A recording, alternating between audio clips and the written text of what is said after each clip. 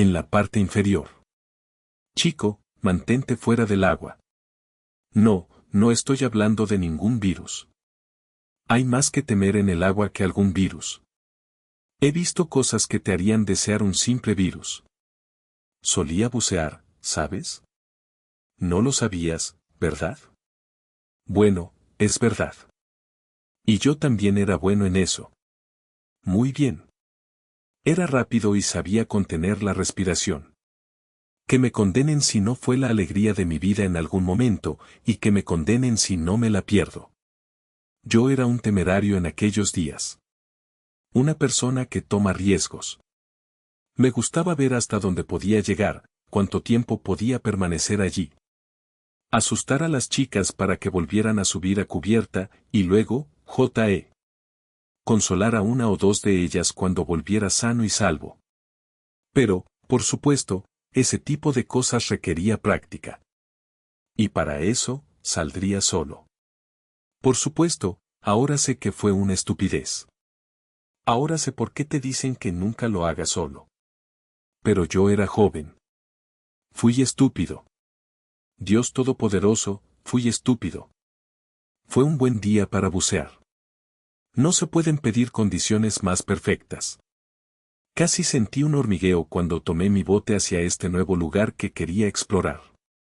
Había estado cerca, ya sabes, en las secciones menos profundas. Pero este lugar estaba un poco más lejos. Más adentro. No podía empezar a imaginar lo que podría encontrar allí. Encontré un buen lugar para detener el barco y terminé de vestirme. Muy pronto, estaba todo listo para partir. No nos quedó nada más que sumergirnos. Así que eso es lo que hice. De inmediato, fue como Alice, cayendo muy lentamente por la madriguera del conejo.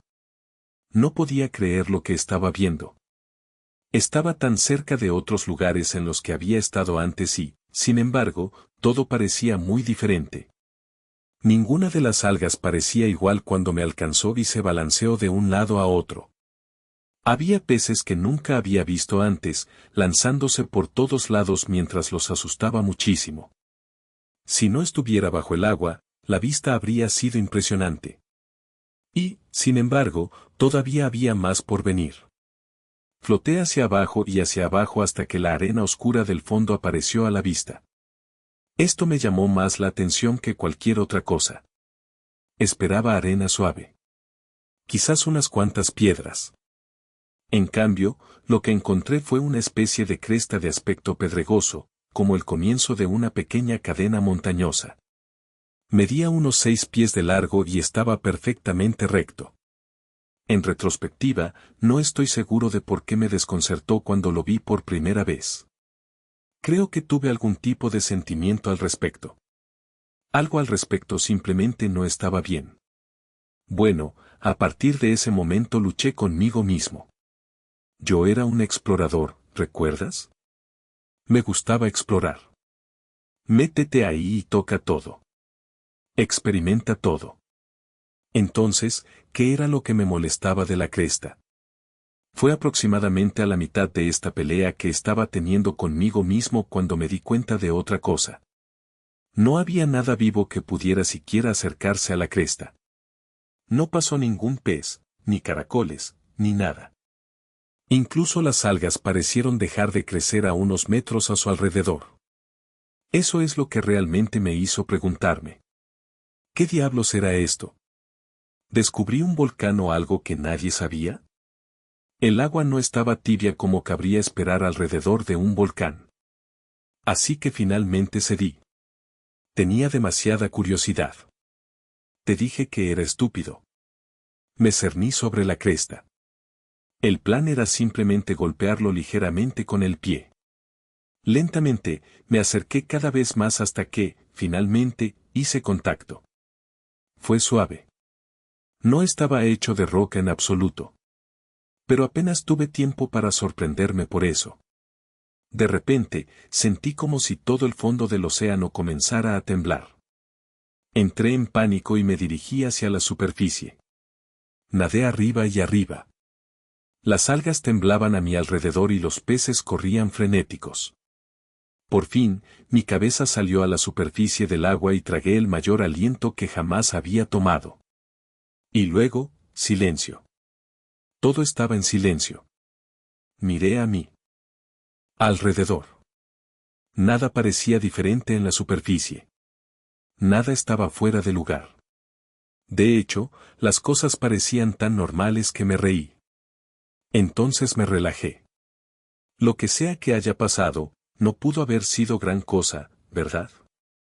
Algún extraño truco de la naturaleza, ¿verdad? Entonces, después de unas cuantas bocanadas más de aire, volví al agua. Floté hacia abajo y hacia abajo otra vez. Las algas se balanceaban y los peces se agrupaban. Finalmente, el fondo apareció a la vista. La cresta no estaba como la dejé. Y ahí estaba. Todavía puedo verlo. Me da escalofríos recordarlo. Una pupila lo suficientemente grande como para sentarse. Un iris gris oscuro. Un anillo de un blanco intenso. Y finalmente la cresta misma, dividida por la mitad hacia arriba y hacia abajo. Rápido como un misil estaba de vuelta en ese barco. No creo que mi corazón se desaceleró hasta que finalmente estuve en la orilla. Durante años he tratado de olvidar lo que vi, pero nunca lo logré. Algunas noches todavía atormenta mis sueños. Por eso nunca me atrapará cerca del agua. No, Señor. Nunca más. SCP-4116.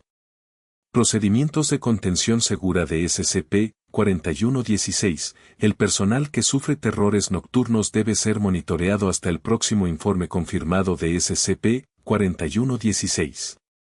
Cualquier víctima confirmada de SCP-4116 debe tener todos los recuerdos del sueño final en la secuencia documentados con la mayor precisión posible.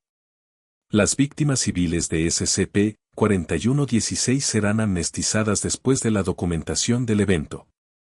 En caso de que se atraiga la atención pública generalizada a SCP-4116, se lanzará una campaña de desinformación con el objetivo de establecer a SCP-4116 como una pesadilla común, con estadísticas falsificadas y análisis psicológicos incluidos. SCP-4116 es la designación dada a una serie de sueños recurrentes específicos que afectan a un solo individuo a la vez. SCP-4116 tiene un efecto antimemético que afecta el recuerdo de los sueños, y todas las víctimas solo pueden recordar el sueño final de la secuencia. Esto hace que sea imposible identificar a las personas que padecen SCP-4116 hasta que la aflicción haya pasado. A pesar de no recordar los detalles de los otros sueños, todos los sujetos hasta la fecha han manifestado terrores nocturnos extremos y reportan miedo y ansiedad intensos. Las aflicciones de SCP-4116 suelen durar de 2 a 3 meses, con un máximo registrado de 8 meses y un mínimo de un día. El sueño final en SCP-4116 ha mantenido varias características clave presentes en todos los casos registrados.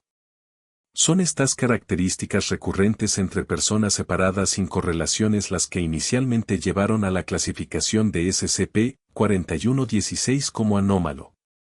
La serie de eventos en una secuencia de sueño estándar de SCP-4116 antes del despertar es la siguiente: el sujeto despierta en el sueño. El entorno está formado por un larguísimo corredor de piedra, el muro derecho de piedra maciza y a la izquierda una serie de grandes ventanales, con pilares colocados periódicamente varios metros hacia el interior. Los sujetos refieren sensaciones de claustrofobia, a pesar del tamaño del pasillo. El área está débilmente iluminada por una luz naranja proveniente del exterior, con largas sombras y un marcado contraste visual. El sujeto camina en cualquier dirección a lo largo del pasillo durante un largo periodo de tiempo, que suele durar varias horas. Durante este tiempo informan haber visto varios muebles majestuosos colocados en el pasillo, pinturas descoloridas en las paredes y varias puertas. Si el sujeto intenta abrir las puertas, las encontrará cerradas en el lado opuesto e informará que un olor desagradable comienza a emanar desde atrás. El sujeto se encuentra y conversa con SCP 41161. SCP-41161 es una entidad inteligente recurrente ubicada dentro de instancias de SCP-4116. La entidad ha sido descrita consistentemente como un anciano humano extremadamente demacrado o momificado, vestido con túnicas reales rojas y una simple corona dorada clavada en la cabeza. Los sujetos que afirman haber visto porciones adicionales del cuerpo de SCP-4116-1 debajo de las túnicas reportan carne igualmente marchita y una constitución delgada y musculosa.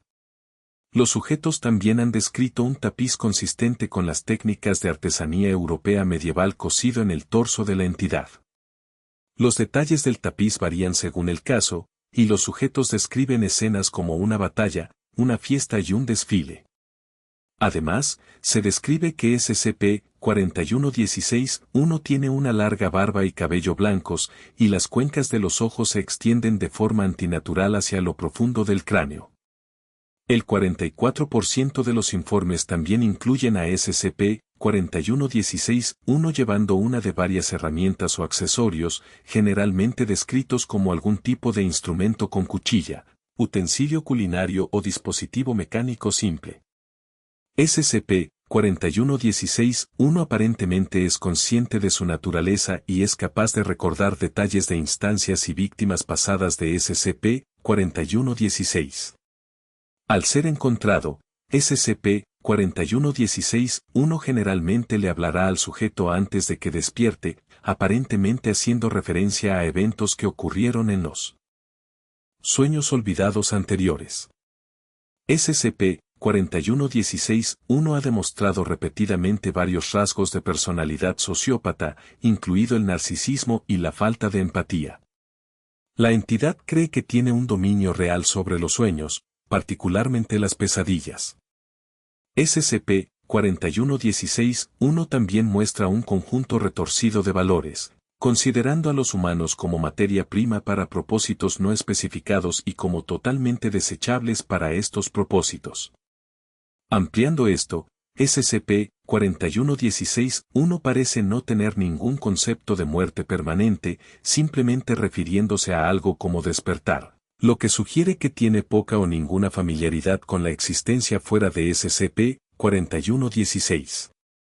Aquí se incluye un registro acumulativo de todas las conversaciones recuperadas con SCP-4116-1, Anexo 1, tras los descubrimientos realizados el 16 de agosto de 2009. Varios miembros del personal que sufrían terrores nocturnos recibieron nésticos en un intento de recuperar potencialmente información suprimida sobre SCP-4116. Uno de estos miembros del personal era de 50042, quien se confirmó que había sido víctima de SCP-4116.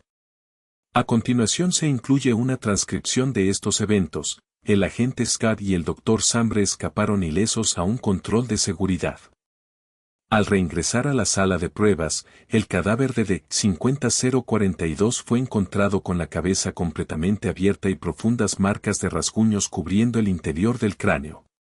La puerta había sido forzada. Se desconoce cómo se logró esto debido a la falla de las cámaras de seguridad.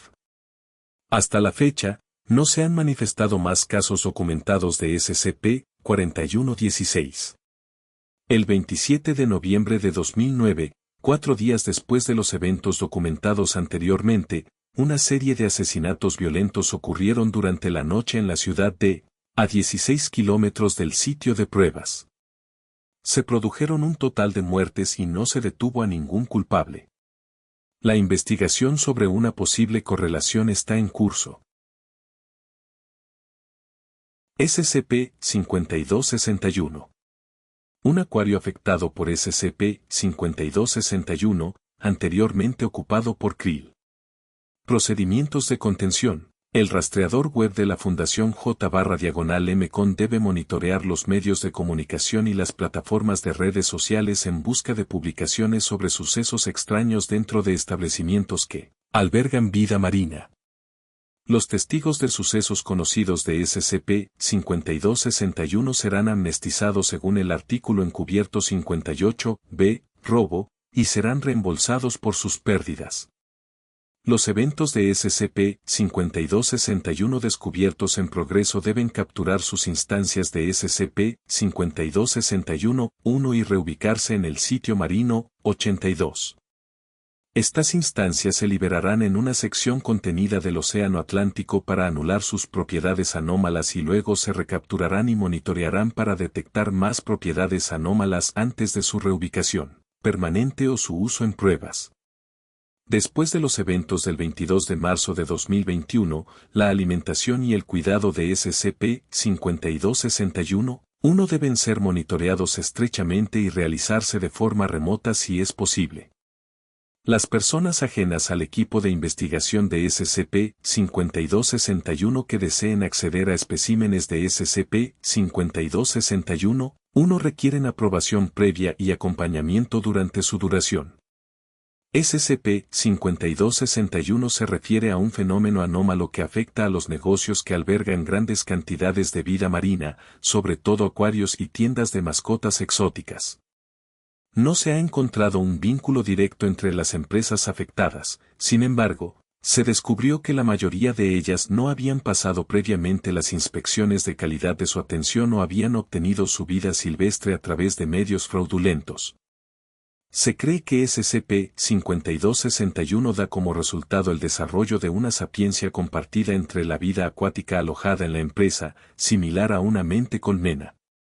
Dentro de las 24 a 32 horas posteriores al desarrollo de esta inteligencia, los organismos afectados, denominados SCP-5261-1, trabajarán en conjunto para escapar del negocio, utilizando tácticas a menudo asociadas con fugas de prisión en los medios populares.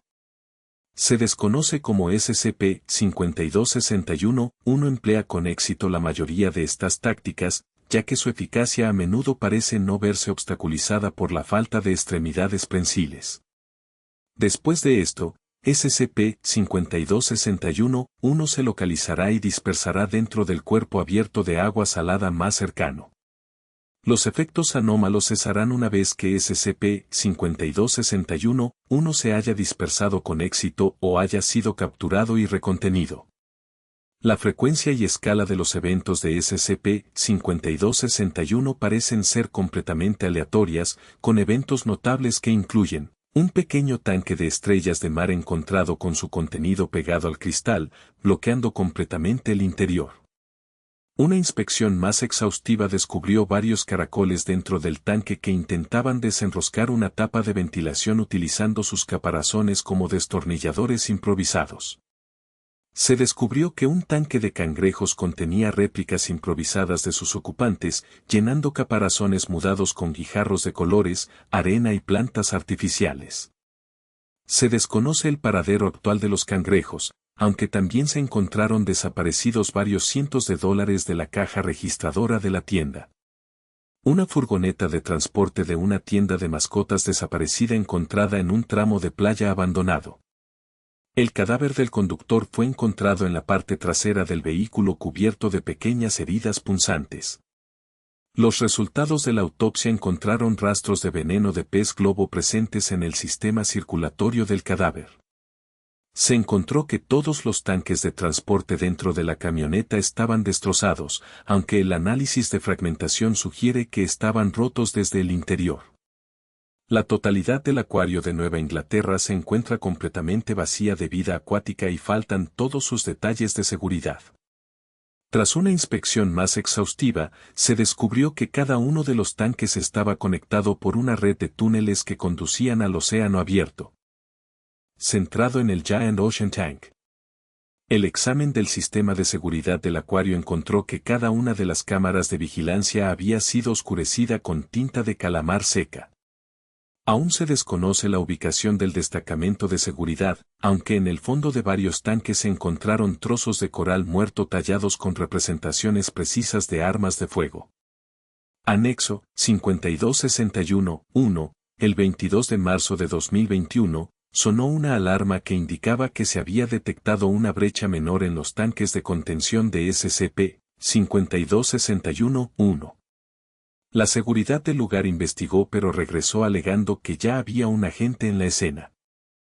Poco después, se detectó que una gran cantidad de vida acuática se liberaba desde una trampilla de eliminación en el lugar. Las fuerzas de seguridad descubrieron cerca al presunto agente, quien se movía de manera errática mientras huía, derribando muebles y chocando contra las paredes. Tras ser detenido, el agente comenzó a vomitar una gran cantidad de agua de mar y materia orgánica, junto con 2 octópodos de gran tamaño. Los agentes de seguridad intentaron detener a los octópodos, pero pudieron escapar a un baño cercano antes de que se perdiera su paradero. Una autopsia del agente encontró que el individuo no coincidía con ningún empleado de la fundación registrado, ya que poseía una identificación falsa hecha de algas secas y tinta.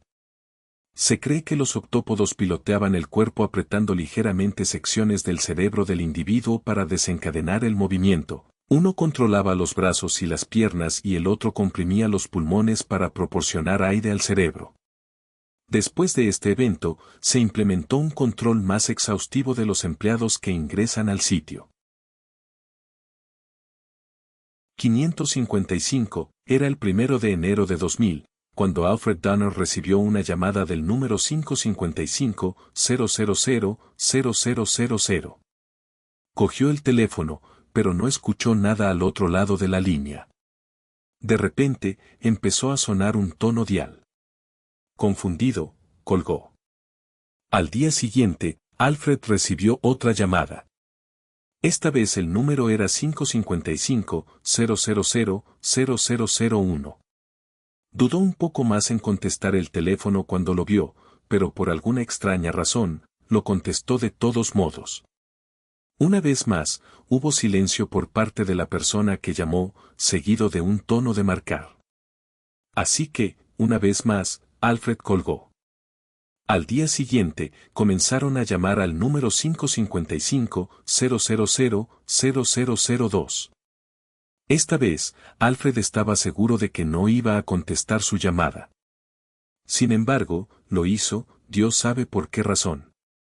Esta vez escuchó un sonido al otro lado del teléfono. Era alguien, probablemente un hombre de mediana edad, a juzgar por el sonido, que respiraba con dificultad. Alfred esperó a que la persona al otro lado de la línea dijera algo, pero lo único que hizo el hombre fue seguir respirando. Y después de 2 minutos, Alfred colgó una vez más. El 4 de enero, Alfred recibió otra llamada. Esta vez, desde el 555-000-0003. Y aunque hizo todo lo posible para evitar contestar el teléfono, lo hizo de todos modos. Y como el día anterior, solo era una respiración agitada. Solo que esta vez Alfred se dio cuenta de que no colgó hasta que escuchó la respiración durante 4 minutos completos. Y durante los siguientes 5 días, recibió una llamada diaria de un nuevo número 555, cada uno de los cuales era un dígito más alto que el anterior. Y cada vez que Alfred contestaba su llamada, descubría que su incapacidad para colgar se hacía el doble cada día. El 9 de enero, no pudo colgar durante más de 2 horas, lo que provocó que llegara tarde a cenar con sus amigos esa noche. Finalmente, después de una semana sin nada más que respirar agitadamente, recibió una nueva llamada, esta vez del número 555-000-0009, que era algo más que respirar. Estaba hablando. Lo único extraño fue que esta conversación fue en español. Además, Alfred intentó decirle a la persona que llamaba que no podía hablar español, pero cada vez que intentaba decir algo, no salían palabras de su boca. Y como no podía colgar, todo lo que podía hacer era esperar hasta que la persona al otro lado de la línea dejara de hablar y colgara el teléfono. Cuando lo hicieron unos 20 minutos más tarde, sus palabras finalmente regresaron a él. Al día siguiente, Alfred recibió otra llamada. Esta vez, notó que había más de una voz al teléfono. Ahora eran 2 voces y ambas hablaban español. No solo eso, sino que parecían estar hablando entre sí. No parecían felices. De hecho, parecían sorprendentemente enojados. Sorprendentemente, Alfred solo se vio obligado a escuchar esto durante unos 5 minutos. Sin embargo, por alguna razón, esta llamada dejó una sensación de inquietud en su cabeza. Esa noche, se puso en contacto con algunos de sus amigos y familiares y trató de contarles lo que estaba pasando, solo para ser rechazado por cada uno de ellos, quienes afirmaron que solo estaba siendo un bebé y exagerando las cosas. Al día siguiente, Alfred recibió la siguiente llamada de un número 555, esta vez del 555-000-0011. Eran las mismas dos personas otra vez. Esta vez, definitivamente sonaban enojados el uno con el otro, ahora gritándose con vehemencia y, por lo que parecía, derribando cosas. Una vez más, Alfred solo tuvo que escuchar durante 5 minutos. Aunque justo antes de que la línea se cortara de nuevo, notó que podía escuchar lo que parecía el comienzo de un grito de una de las personas, acompañado por el sonido de un vidrio rompiéndose. Ahora Alfred definitivamente tenía un sentimiento incómodo. Al día siguiente recibió una llamada del 555-000-0012. Si ninguna de las llamadas anteriores había hecho que Alfred se diera cuenta de que algo horrible estaba pasando, esta llamada ciertamente lo hizo. Comenzó con el sonido de una mujer llorando, murmurando cosas para sí misma. Por supuesto, Alfred notó de inmediato que ella estaba hablando inglés, en lugar del español en el que habían estado hablando las dos personas antes. Así que Alfred escuchó atentamente para escuchar algunas de las cosas que ella decía mientras lloraba. Podía oírla hablar de su bebé y del miedo que tenía por su vida. También podía oírla decir cosas sobre su marido, aunque la mayoría hablaban en voz tan baja que Alfred no podía entender una palabra de lo que decía la señora. Luego escuchó un sonido como el de una máquina encendiéndose. En ese momento, la mujer dejó de hablar, ya que la máquina empezó a producir fuertes zumbidos y un poco de chirrido.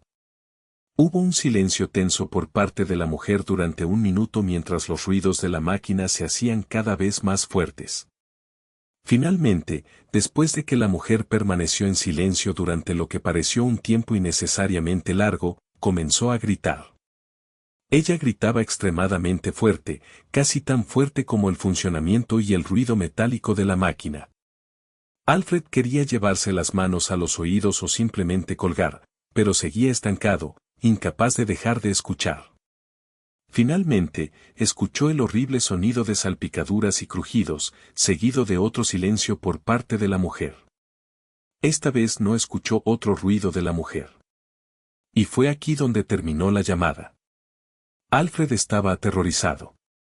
Rápidamente marcó el 911 y comenzó a contarles lo que escuchó por teléfono y los números que lo habían estado llamando los últimos días.